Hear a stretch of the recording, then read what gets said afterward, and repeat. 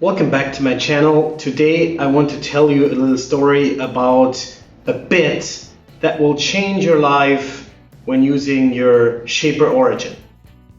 On the left hand side here you see the original Shaper bit, the one you get with your Shaper Origin to do engravings. You see it has a very wide angle here, which has the result, the effect that if you go deep, what you engrave becomes really fat. On the right hand side there is the new bit I purchased and I'm using for the Shaper. As you can see, it's pointy and very thin at the tip. That means with this bit you can do engravings that are deeper and really sharp looking.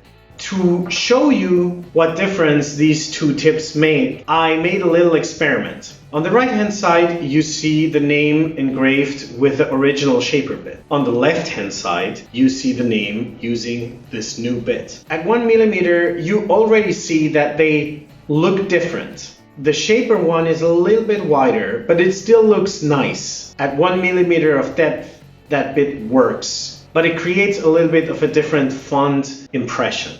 If you go deeper at 2 millimeters, the differences become really apparent. You see now on the right hand side with the original Shaper bit that the writing became a lot wider because of that wide angle the bit has. It starts to look clunky. While on the left hand side it still looks sharp. It's just deeper. If you go to 3 millimeters of depth, the Shaper bit is no longer helpful. The font is completely ugly and fat. It looks like a child wrote it. While on the left hand side, you see it still looks pretty much the same, just deeper. Another thing you can do with this bit is you can go really deep. From the tip of this bit until here, it's about 35 millimeters. And you see it's also really long. So you can easily mount this in a way where you can cut up to 4 or more centimeters with your Shaper.